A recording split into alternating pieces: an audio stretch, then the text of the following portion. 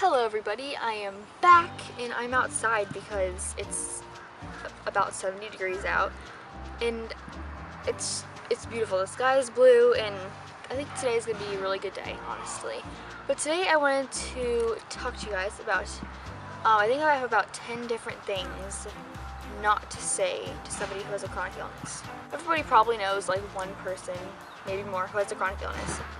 And there's a lot of stuff that people who don't have chronic illnesses maybe would say to somebody who does have a chronic illness, not to necessarily be mean, but that it can just be taken the wrong way to us. They just don't understand it, so I just thought I would explain that today. And so maybe if you've said some of these things to a friend that has a chronic illness, maybe apologize, try not to say them. And if you guys would like me to make a video on things to say to somebody who has chronic illness and ways to encourage them, then that would be great, and you could comment that down below. Number one is you don't look sick. This is probably one of the big ones.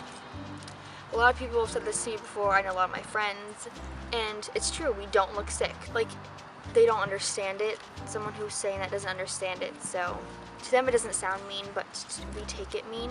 Because yeah, we don't look sick, but that's because our illness is invisible, and that means that we don't look sick. What's going on is more internal, and you can't see that we're actually really suffering because we can throw our hair up, put a cute outfit on, and look basically normal.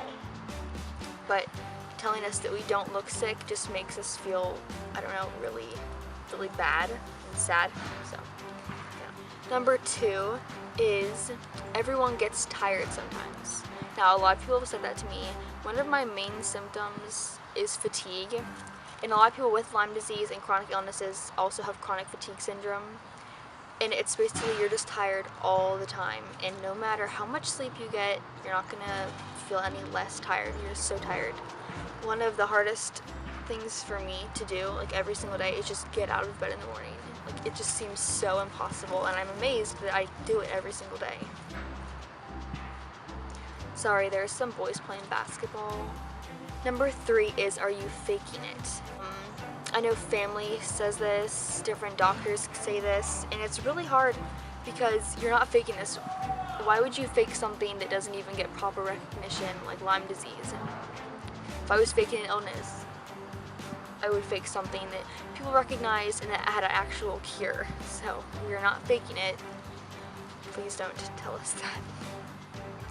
I get this one, or I know a lot of people have got this one a lot, is like, lucky, I wish I could stay home, or that's cool that you get to stay home from school, or I wish I could stay home from school. When in reality, we stay home from school because we literally cannot go to school. Like, we feel so bad. And we would rather be going to school. We'd rather be healthy and have a perfectly normal life and be going to school, but because of this illness, we can't. And so when people say that to us, we almost just feel, I don't even know how to describe it. It's just really upsetting. So number five is you're just having a bad day. Now, yeah, we do have worse days than others, but literally for someone who has a chronic illness, every single day is bad, and to just have somebody tell us that, like, we already know we're having a bad day, it just makes it worse, honestly.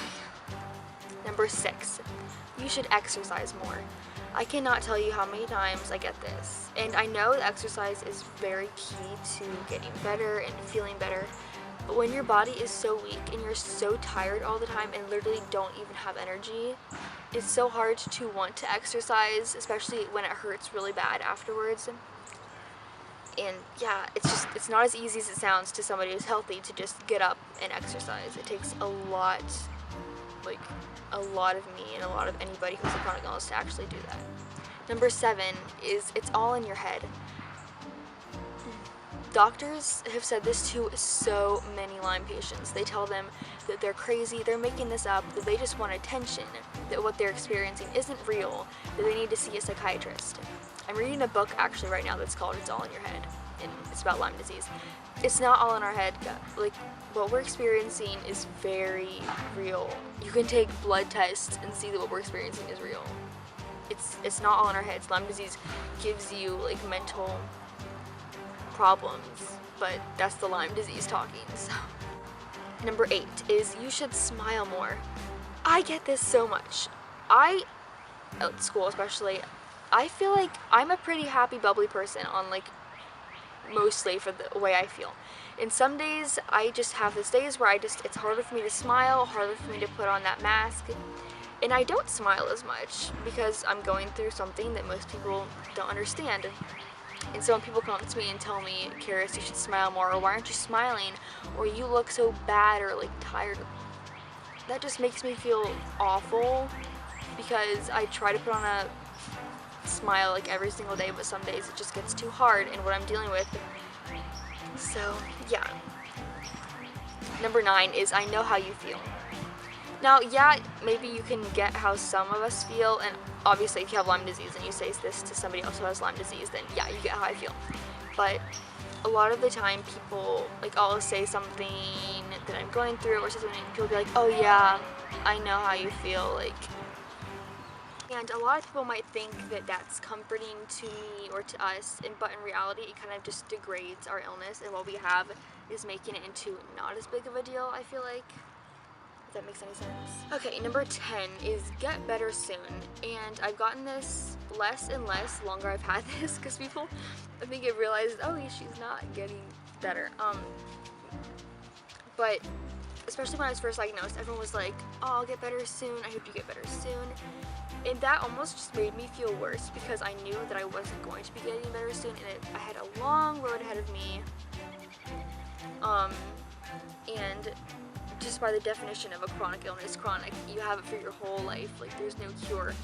So that was just really upsetting. So, the last one, I've definitely been told this before, my friends have, my sister has, it's that at least it's not cancer. And I get that maybe you're trying to like, I don't know, I know that it's not cancer, I'm not trying to like say that cancer isn't important because it definitely is, but Lyme disease, it's right there with cancer. It's actually been compared to cancer a lot of the times. There's no cures, it ends up ripping families apart, people die from it.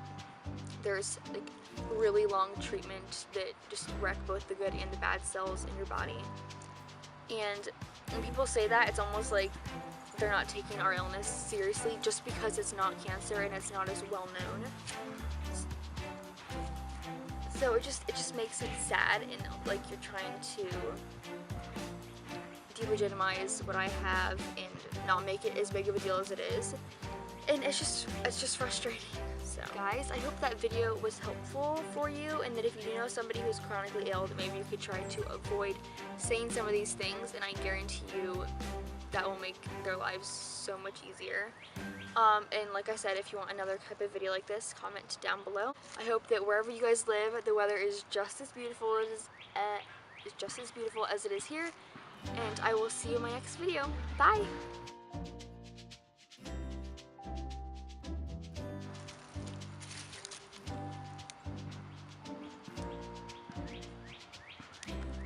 Cocoa Puff treats. This is not mine. You guys, how nice. The sky has like, okay, there is some clouds, but it's so blue. I'm gonna show you how blue it is. Hold on. Do you see how blue that is?